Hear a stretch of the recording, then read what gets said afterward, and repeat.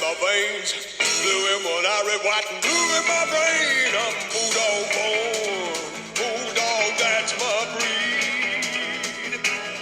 I was born to follow where the Bulldogs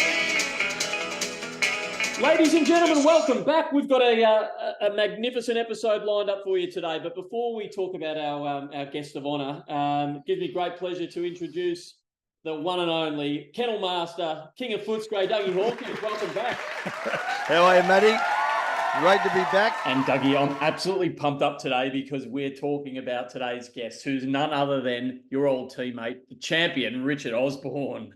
Well, Matty, I had probably 1 or 2 years, Matty. You're going to help me out here with Aussie.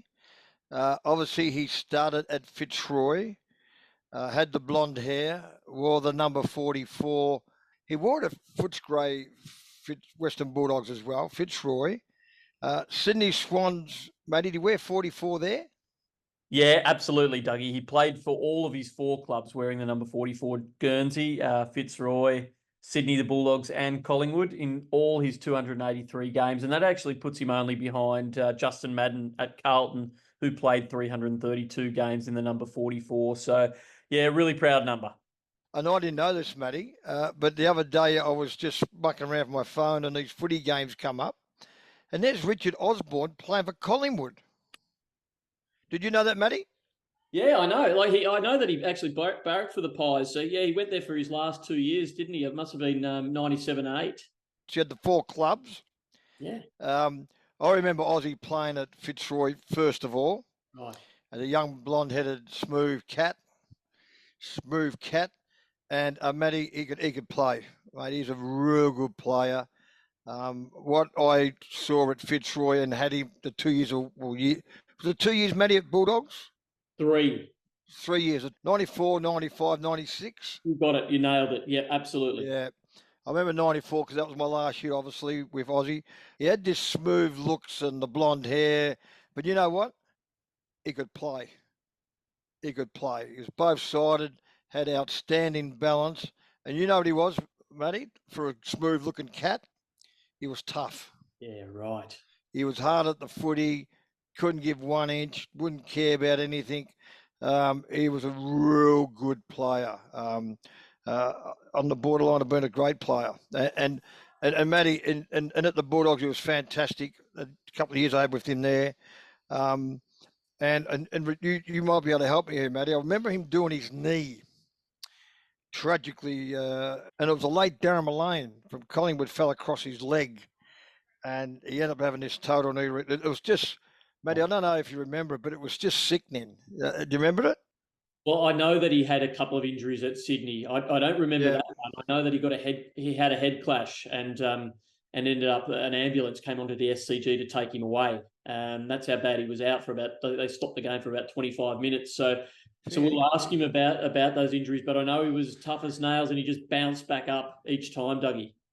Yeah, Matty, the one that stands out to me is I remember now you touch on that head knock. I remember that now. But the one with, I'm sure it was a late Darren Mullane, fell across his leg, and it was actually bent. It was actually, Matty, it was borderline sickening. It really was. And I got a feeling Aussie was out for about 12 months. Mate, fantastic player. Again, I'll say it, both-sided, great balance.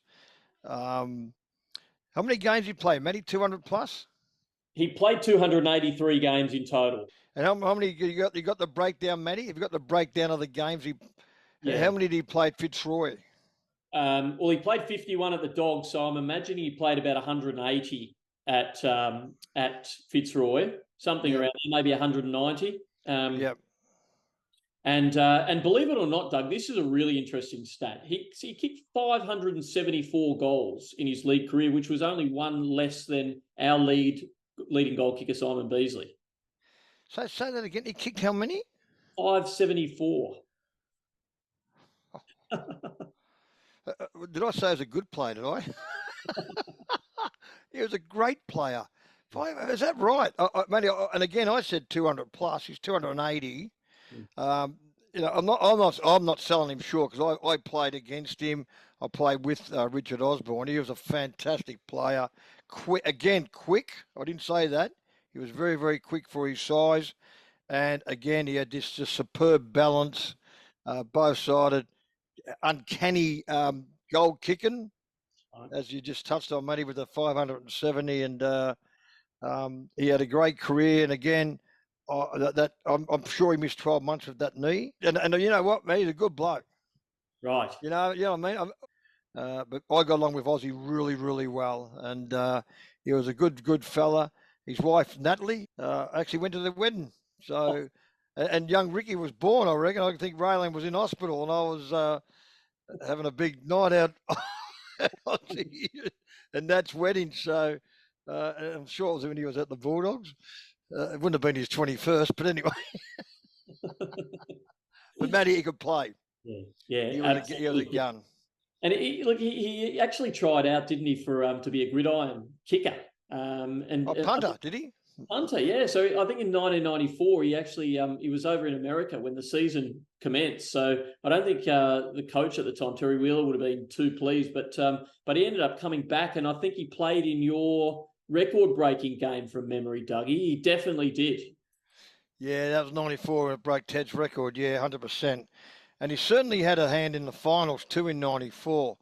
And particularly the first one against Geelong when Billy Brownless kicked that goal after the siren. And then obviously Melbourne got hold of us through Gary Lyon and David Swartz. Actually belted us, didn't they? But no, Aussie. I'll say it again, Matty. He was just a terrific player, and it really shocked me, Matty, to hear that 574 goals. That's huge, isn't it, for a bloke? And by the way, he's not much bigger than me. He'd be 6'1". And 182 centimetres, Dougie, which is believe it or not, smaller than Tom Liberatore. For a key position player, how on earth at 182 centimetres do you deliver what he did? And Matty, and be fair to say, a majority of those 280 games would have been as a half-forward flanker. Right. He wouldn't have been a key forward at Fitzroy or at Footscray or at South Melbourne. I don't know about Collingwood, but he certainly wasn't a key full-forward player. Like you saw, as you said, Simon Boothby kicking 575. He's done a majority of those 500 goals as a half-forward flanker. That is enormous, Matty. That stat shocked me. Yeah, it's incredible. So look, we're going to ask him all about that, and how on earth did he exploit some of the defenders of that time, and what was it that that set him apart? Amazing, Matty. Again, I'll just finish on it. Great player, and probably a better bloke. Better bloke than a great player. He was a fantastic bloke, and we got along fantastic. And 570 odd goals. Gee whiz. Shocked me. I'm still in shock, Matty. I'm still in shock with that. Yeah, and I reckon most of our listeners will be sitting with them saying, you know what? We're with Dougie on this. We didn't know he kicked 570 goals as a small forward, not small forward, but as a half forward flanker. Anyway. Off the charts, Dougie. And do you know what? I can hear him knocking right now. Let's bring in Aussie. Good on you, Aussie. Love you, buddy. Good on you, Oz. Ladies and gentlemen, welcome Richard Osborne to Inside the Kennel podcast. Thanks, Matty. Nice to be here finally. Yeah, absolutely, Oz. Well, I've been chasing you for some time, and we're absolutely delighted to have you on board. We're going to start by asking you, just as we do with all our guests, can you describe yourself as a player, for those of you who never got to see you play? And is there a current player in the league that maybe you'd like to compare yourself to? It's hard to compare yourself to others because I guess they're completely different the way they play the game now. They're just running machines, whereas we stuck to a position and played accordingly. So it's pretty hard to compare eras because it's so different. But myself as a player, I just went out there to have fun, to be honest. I didn't really have any set goals in my football career to win Brownlow medals or premierships or whatever. To me, it was all about having fun with your mates. And I use the term a lot. To me, it's all to do with for the love of the game. And that's the reason why I went through some pretty serious injuries and played for 17 years because from the first day I started in the VFL to my last AFL game, I absolutely loved every minute of it. So, yeah, to me, it was just all about enjoyment. Yeah, absolutely. It's incredible. And look, that insatiable energy came through, watching you as a youngster. You just brought that energy to every single game. And am I right in saying that you were 182 centimetres? Yeah, I guess in the old terms, a Collingwood 6-footer, just. So how was it that somebody, you're basically shorter than Riley West and Tom Liberatore, and yet you were playing, in a key position role as a forward. How were you so dynamic? I guess I was lucky enough to have some pretty decent pace because the Silvanis of the world that I played on, they were all taller than me. So if I wasn't quicker than them, I would have struggled and I would not have been able to play as a full forward. So yeah, I was pretty strong. I think I took a leaf out of Mickey Conlon's book and joined him in the gym over a long period of time and worked on my pace. So that they were my main attributes, I think. But having said that, I was just 6 foot, and most, if not all, the fullbacks that played on me were taller, so I did need to be quick. Well, you certainly exploited that, Aussie. What were you like as a kid? Were you a footy nut, or were you a bit broad with your sports interests? I'm the youngest of 3 boys, so we all played basketball. We played at a pretty decent level. Played state basketball in the juniors, and also all played at Bulleen Templestowe in football as well. So I remember there came a point where I had to choose between one or the other, and I decided to choose football. To be honest, I can't remember why I went that way, but maybe in hindsight, being just 6 foot, I might have been a bit too short for basketball. Who knows? It's certainly a tall man's sport, but yeah, I think I chose well. I had some fun along the way, that's for sure. Again, Bulldogs. My grandfather played for the Bulldogs in the 1920s, I think it was, Jack Watts. So Mum was pretty happy when I finally ended up at the Dogs because she was old. Well, she's passed away now, but she's old enough to have seen the Doggies both premierships in the 50s and in the 2000s. And then obviously when you get a phone call from Tony Shaw saying, "Would you like to come and play from Collingwood?" and I was a mad Collingwood supporter as a kid, that was just a pretty sensational way to finish off my career. Oh, indeed. Well, you've got footy running through your veins there, and I did not know that about your granddad. So that's certainly something I'm going to do some research and find out about, Aussie.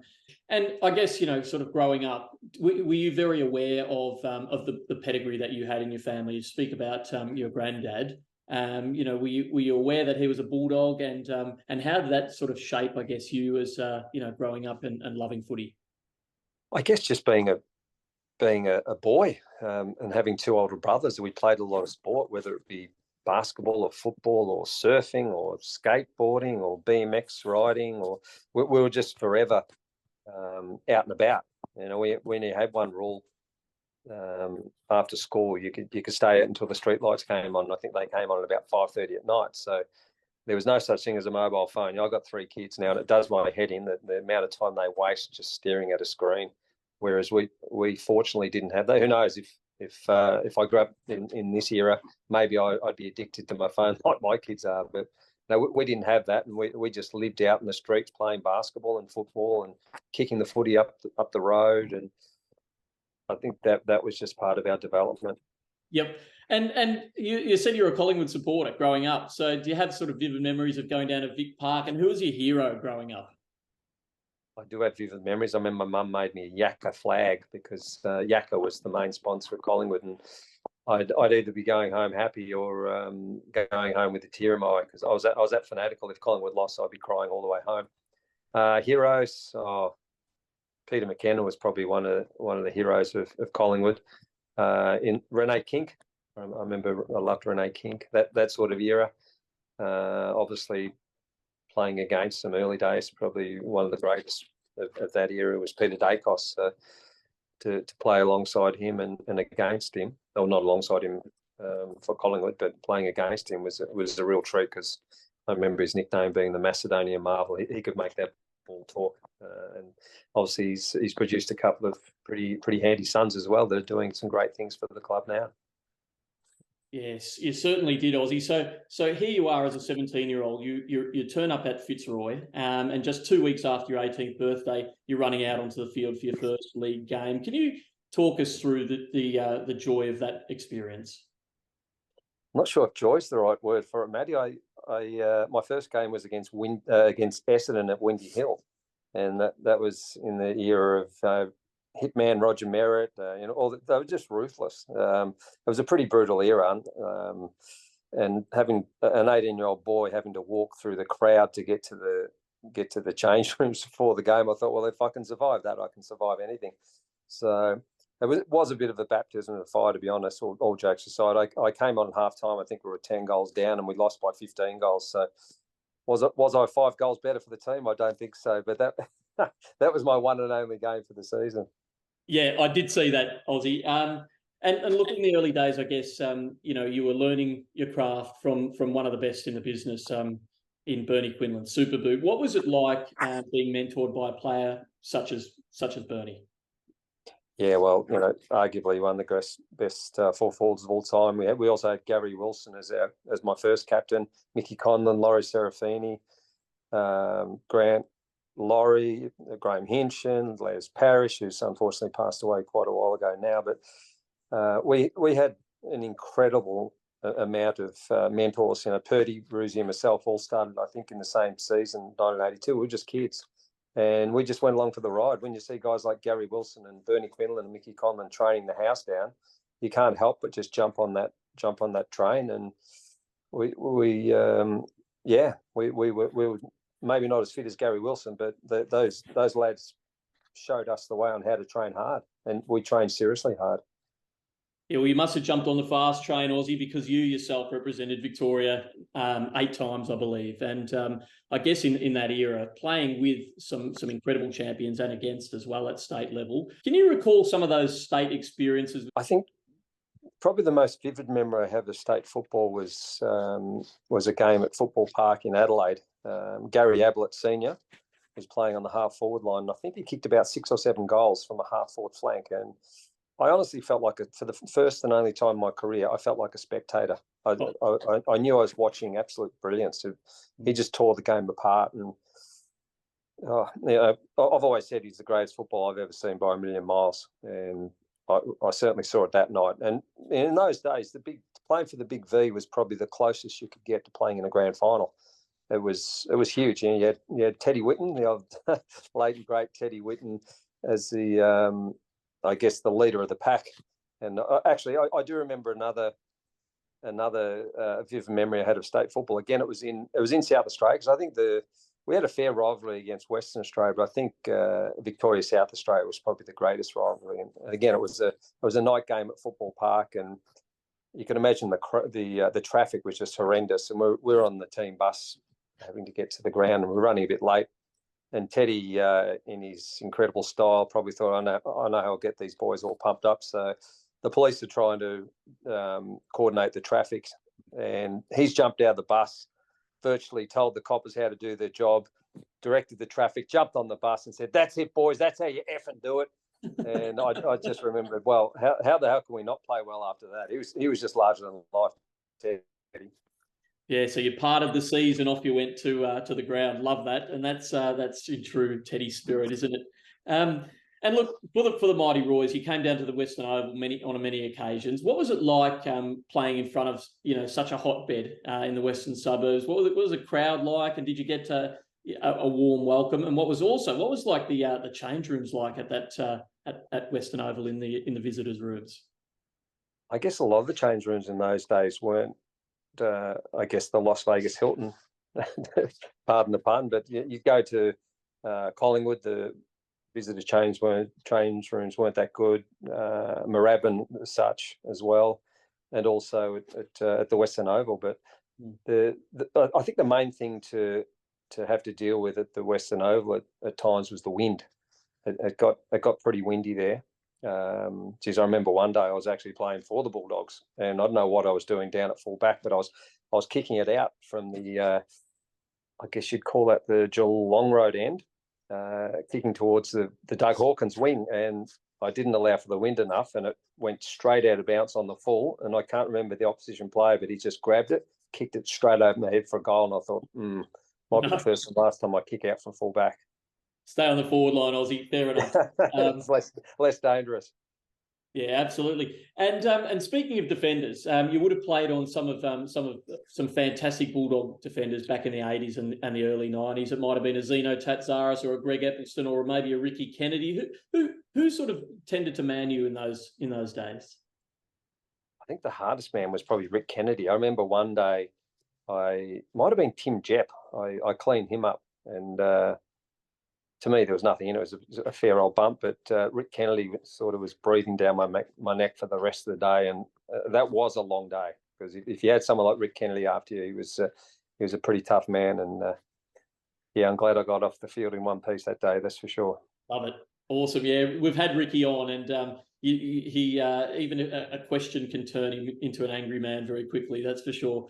Now, I want to just quickly touch on your departure from Fitzroy. You had been captain, runner-up, best and fairest, and all Australian. Obviously, we've spoke about your representation for Victoria, and 5 or 6 leading goal kicker awards. How is it that a man held in such high stature and loved by all at the Roys comes to leave? Look, I guess without going into it too deeply, I'd been there 11 years. The club were struggling financially. Look, it wasn't anything to do with finances. I didn't go to another club for more money. It was just I'd made the decision that I'd been there 11 years, and I just didn't want to go down the tube in my own career. And whether that's a selfish decision or not, I just thought, well, I don't want to play another 1 or 2 years and just dwindle away. I thought at that stage I had a fairly decent 11-year career, and I just needed to change. So I'd actually signed and I won't go into it because it's probably another podcast in itself, but I'd signed a 3-year contract to go and play for Essendon at that point. So, obviously my design wasn't to end up playing for 4 clubs, and I was hoping to sign at Essendon and under Sheedy, and who knows how long I would have stayed there for. So I ended up unfortunately at the bottom club, the Sydney Swans, and Essendon won the flag that year. So yeah, it's just the way it turned out. Again, it is what it is. I don't ever regret having played for the 4 clubs, because I met some incredible people. I was lucky enough and fortunate enough to be coached by Ron Barassi at the Swans. That would never have happened if I didn't go there.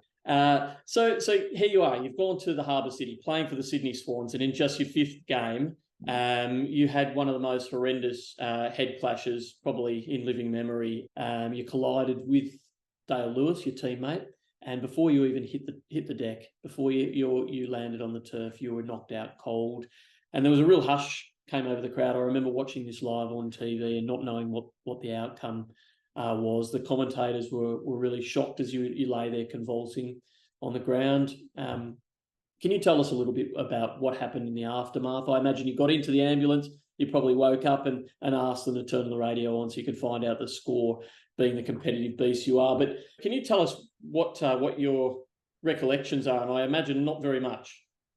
No, to be honest, I don't really have any recollection of the incident at all. I do know we were playing against Geelong. That's about it.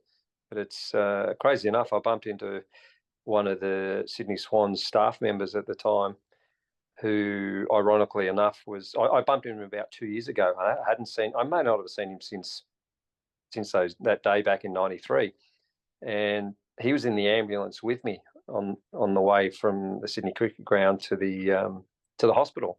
And I don't know whether it was my subconscious or I just had this weird feeling. Someone told me I died that day on the ground. And I asked him, and he said, "Look, I got to be honest. That's probably one of the scariest things I've had to go through."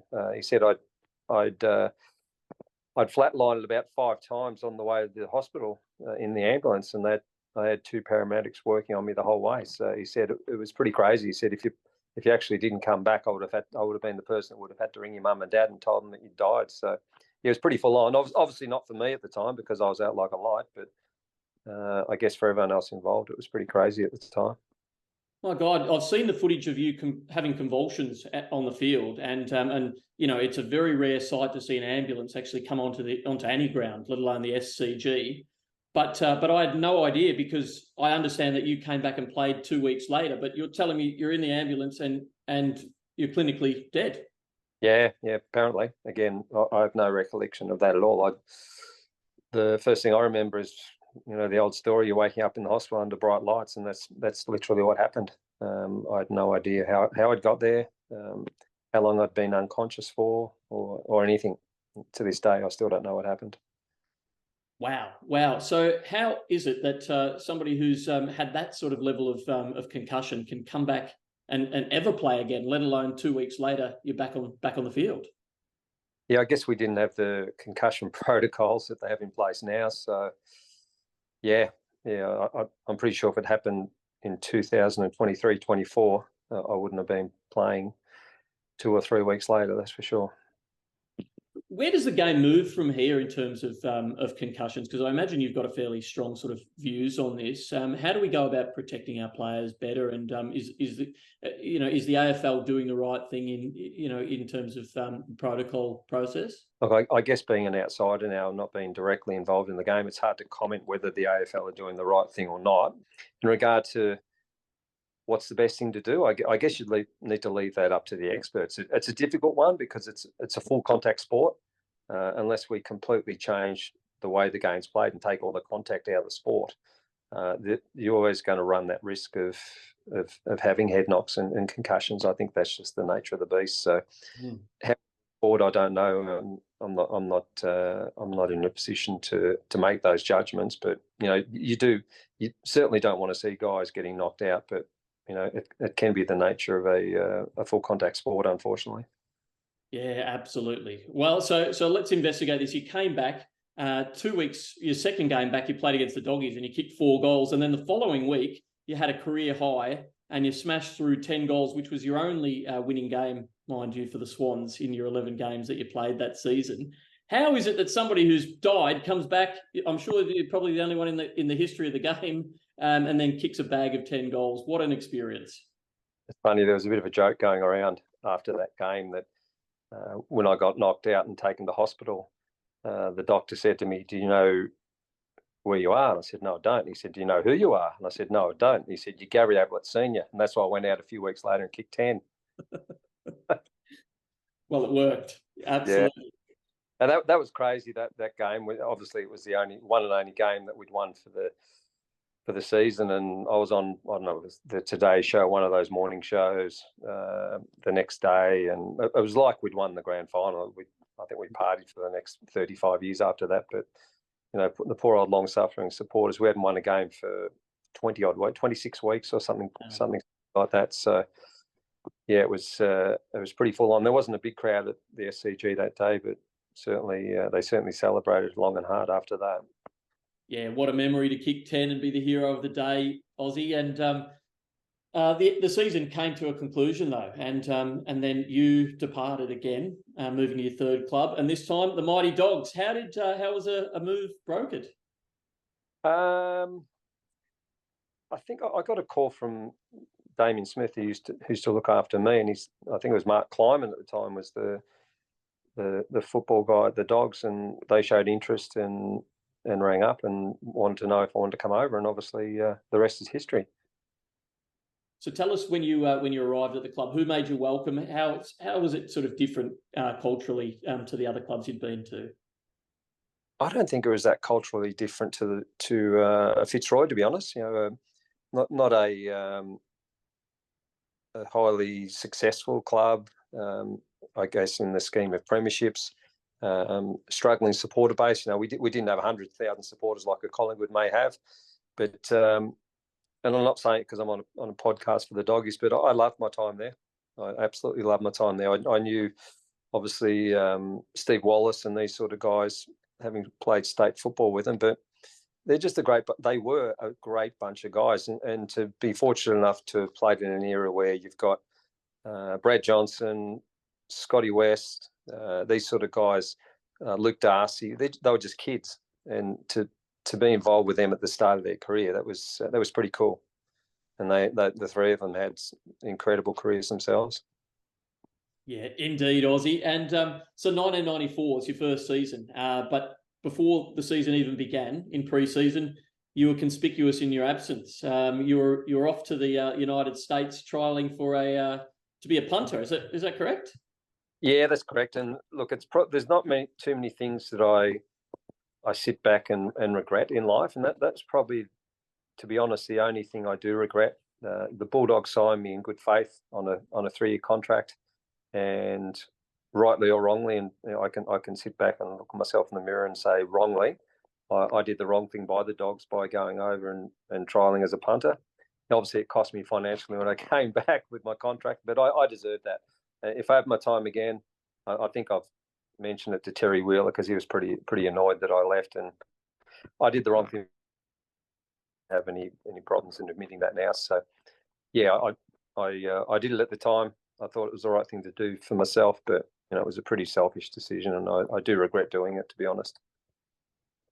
Fair enough. Well, look, you came back, which we were absolutely howling to see, somebody of your calibre join the Doggies. And barely 2 weeks into the season, Terry Wheeler, who you've just mentioned, was out the door, sacked and replaced by Alan Joyce. A bit of a strange baptism for you, I imagine. Yeah, it was. It was. Obviously, I missed the first few games of the season. I was over in America doing what I was doing, so it was pretty full on when I got back. Again, I genuinely felt like I'd owed the Doggies something. I really did owe them after what I did. I almost paid back a little bit of, I guess, when I kicked that goal against Geelong in that final, but unfortunately Billy Brownless marked it and kicked a goal after the sirens. But I do remember thinking to myself when I did kick that goal to put us in front, I thought, well, hopefully I've repaid a little bit of faith after what I did to the Dogs. Yeah, well, we're going to certainly talk a little bit about that shortly, Ozzy. But I want to take you back to your first game for the Dogs. It was against Adelaide over at Footy Park, and you burst onto the scene and slammed through 3 goals, and we had an against-the-odds win that day. Can you remember that first victory and representing the tricolours for the first time? Vaguely. Again, it's a long time ago, Maddie. I obviously don't remember every game we played in, but I do remember that we did have a win. I wouldn't have known how many goals I kicked, to be honest. So you're refreshing my memory there, but I do remember we did win the game, and it's always good, I guess, to have a debut with a new club, new team, and have a win. That's for sure. Yeah, I was in year 12 at the time and took an overnight bus, and I remember you kicking a goal on the left of screen end, and it just brought the house down from the boundary line, and we were so excited to have you, Richard. And you probably do remember a game a little bit further down that particular year. It was round 17, and Dougie Hawkins, Doggy favourite son, broke the long-standing club record from EJ Whitten. Do you remember that occasion? It was so festive, and did EJ speak before the match? What are your recollections of that day? I remember running through the banner behind Doug. So yeah, that's along with EJ Hawks, one of our favourite sons, I guess, being a local Braybrook boy, and arguably one of our most gifted, if not our most gifted player in the history of the club. So to be able to have played a little bit with Doug was pretty special, because he's a larrikin. You got to love him, but boy, he could play. He was a genuine superstar. Yeah, absolutely, he was. And I'm just trying to think of that particular match. There was a really famous moment in it. In the last quarter, you took a mark probably about 75 metres out in front of the Teddy Whitten stand, as it was, and you lined up like you would have as an American punter, and just got a hold of an absolute enormous barrel that went through for a goal. And you just turned to the faithful in the stands and just saluted them. Do you remember that? Because I was in the EJ Whitten stand that day, and it was an enormous moment.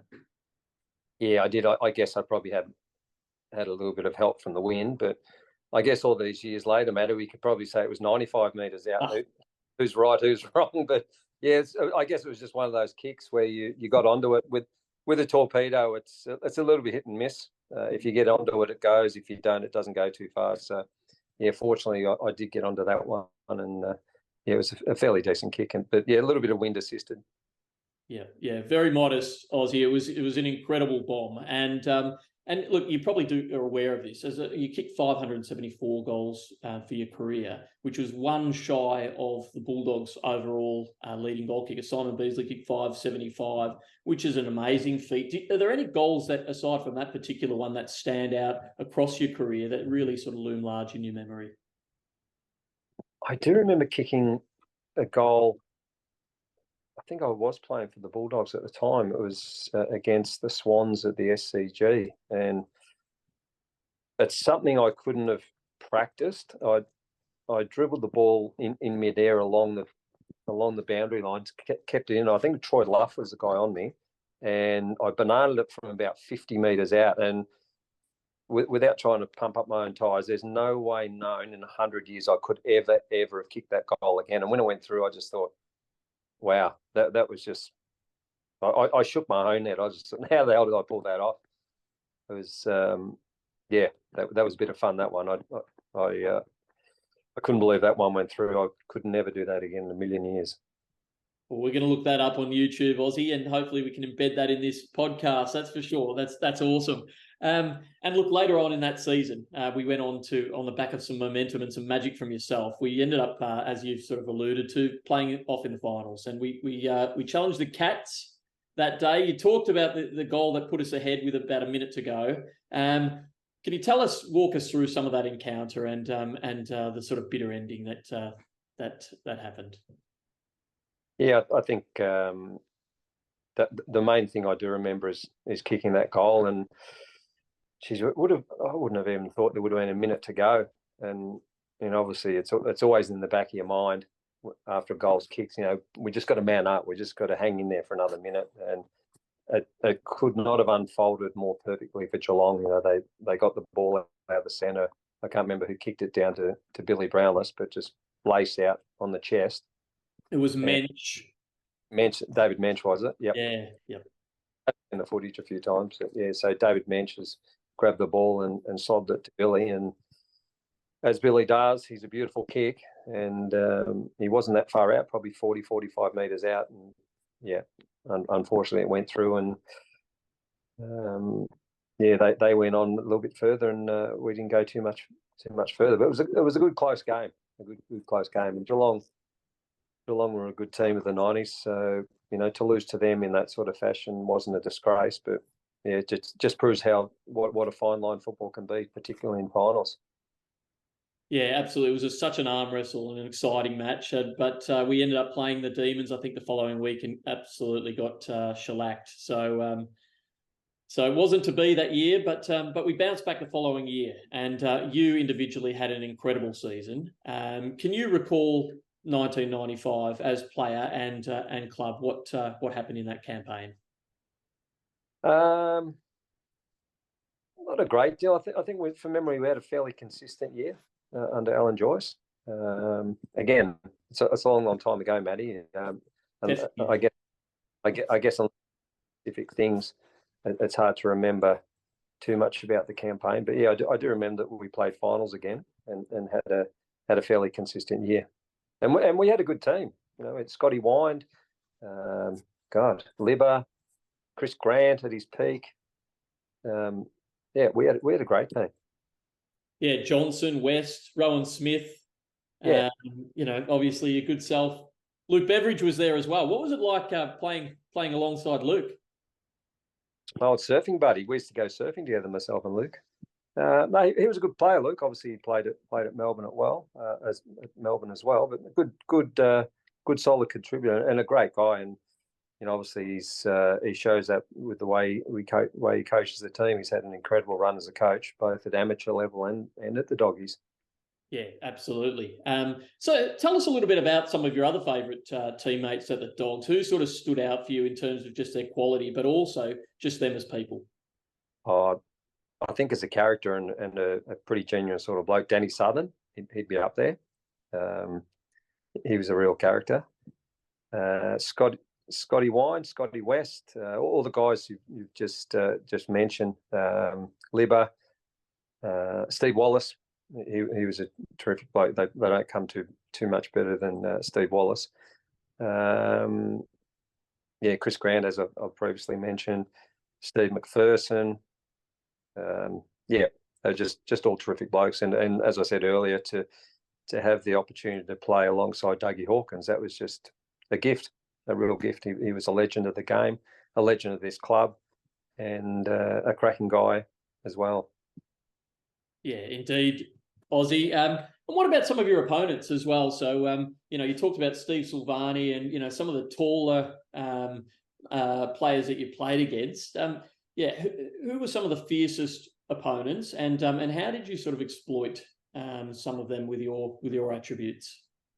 Yeah, I guess to exploit them was probably more so with your speed. As I said, I wasn't really that tall, but I guess you also, as a full forward, particularly in those days where you played in position, you're fairly reliant on your teammates.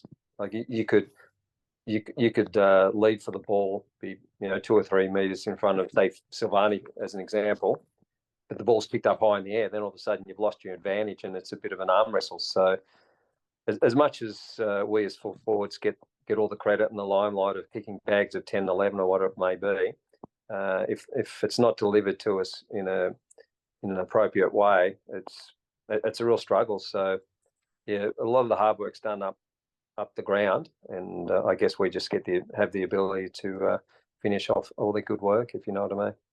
Yeah, absolutely. Was Silvani your toughest opponent? Was he one of the best you came against? No, look, I always had this belief in my own ability, and I don't want to say it I don't mean it in an arrogant way, but when people say to me, "Who's your toughest opponent?" I always used to say myself, because I had the ability to beat anyone on their day, and if I had a bad day, updates available. It was my bad. It wasn't because the full back or the backman on the time was that good. I couldn't do anything. It was more about I had a bad day. So again, I guess I always had this belief, and I started in the back line, played the majority in the forward line, and finished in the back line as well. So I always thought, and again, I don't mean it arrogantly, but because I've played in all those positions, I've always thought, well, the more talented guys get thrown down forward anyway, because it's a lot harder to create, having to do a complete U-turn, kick goals rather than just hang off a forward and stop him. So I always thought it was a lot more difficult to play up forward. So yeah, I've always said if I had a bad day, it was my own fault, not the ability of the fullback. Fair enough. Awesome. Now, in 1996, the Dogs had a real downturn. We've really failed to fire. That was your last year at the club. And also, sadly, Joyce was out the door, and plough Terry Wallace came in. Was it fair to say he made a real entrance, didn't he, with his spew up speech? Was he what the club needed at the time? Look, I guess it's hard for me to comment because I didn't actually play a senior game under Plough. I broke both forearm bones in a night game against North Melbourne, a Friday night game at the MCG, and that was my last game. So, when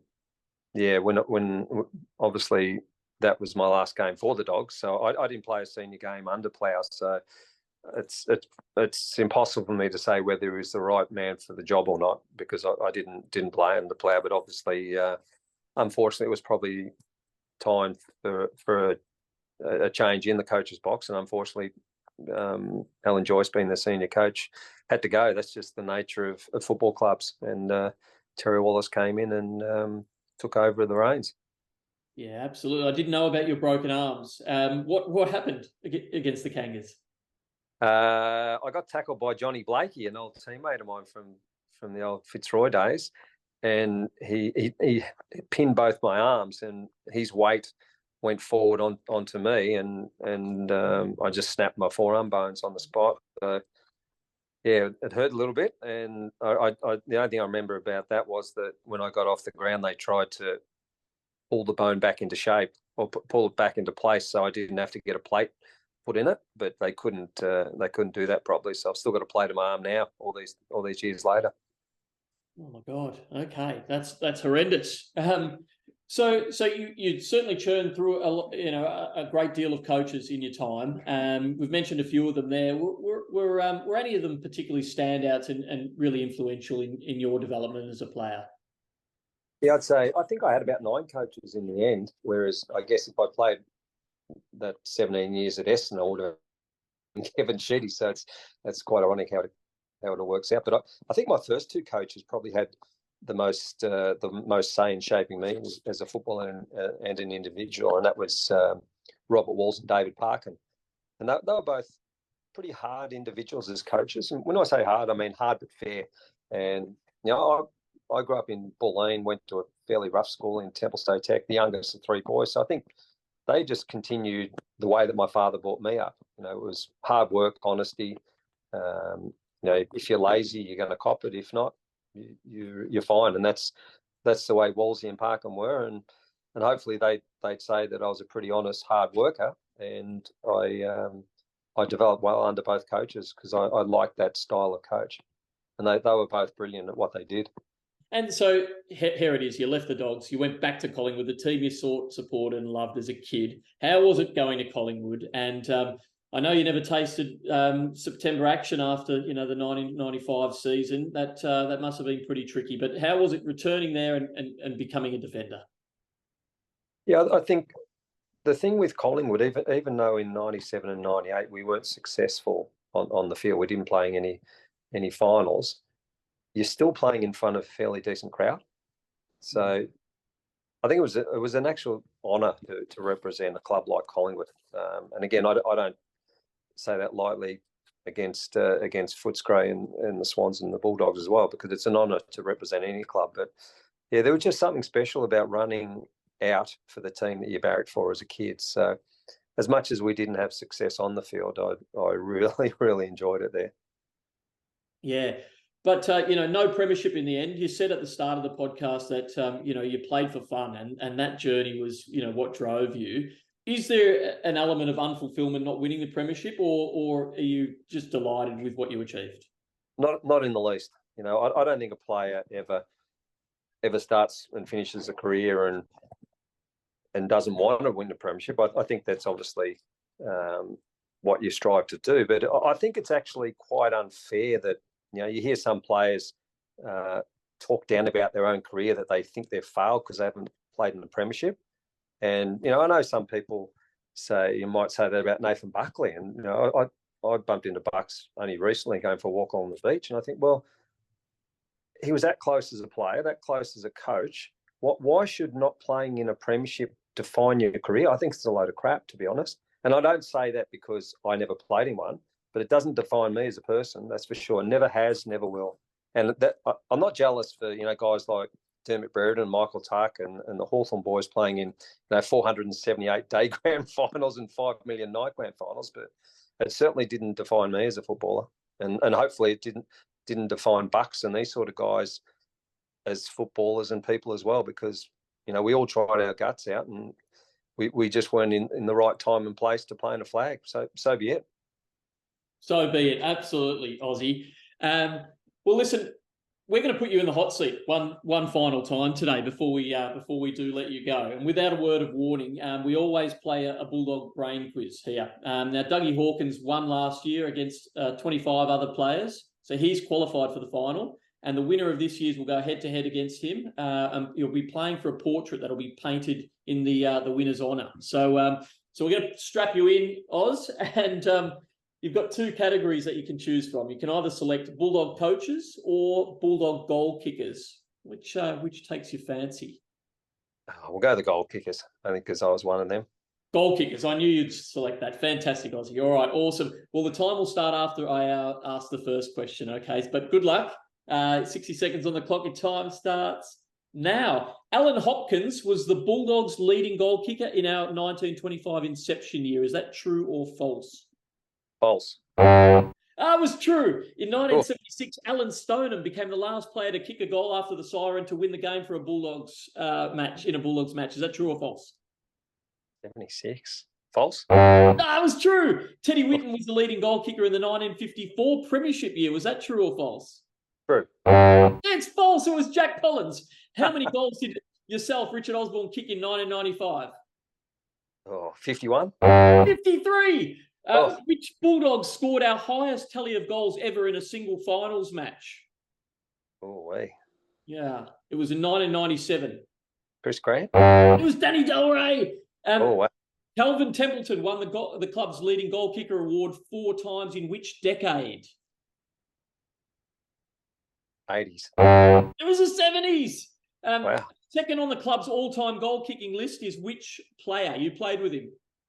Chris Grant? No, Brad Johnson. Brad Johnson will pay that. And right on the siren, you get the last question in here, okay? Which Bulldog is the youngest player in league history to score 50 goals in his debut season? That was in 1990. You also played with him. 1990. Chris Grant? He's got it! Oh, well done, Aussie. A really hard category there, but just like a true Hall of Famer and a Team of the Century player, you came through with the goods at the end when it really mattered, so well done. Let's go to the scoreboard now and take a look where you are. And yes, you're on 6 points just behind Luke Darcy there, so well done, Aussie. Tricky one, but well done. Well done, Aussie. Yeah. Now, I'd love to end, as we do with all our interviews, is by asking you, how would you like to be remembered as a player? And are there any final messages for Bulldog supporters out there? I guess I remember speaking to an AFL coach recently, talking about sometimes how defensive the game can be and how not pretty it can be to watch at times. I guess I've always said that as players we have a duty of care to dish up a pretty nice dish to the supporters and a nice game to watch. So I hope I will be remembered as a player that gave something to the fans to watch, a good brand of football, an attacking style of football, which is good to watch, I guess. So that's how I'd like to be remembered. And I guess for the Bulldog supporters, have faith with Luke Beveridge. He's done it before and he'll do it again. Just have faith. It doesn't happen in a minute, but it will happen. Well, Aussie, it's been an absolute pleasure of the highest honour to have you on Inside the Kennel. You're loved by Bulldog supporters far and wide, and we want to just say thank you from the bottom of our hearts. Thank you, Richard Osborne. Thanks, Matty, and thanks for allowing me to play for such a great club. I enjoyed those 3 years, enjoyed them immensely. Magnificent. Thanks again, Rich. Thanks, Matty. Pleasure. Red in my heart, white in my veins, blue in my eye, red, white, and blue in my brain. I'm Bulldog born.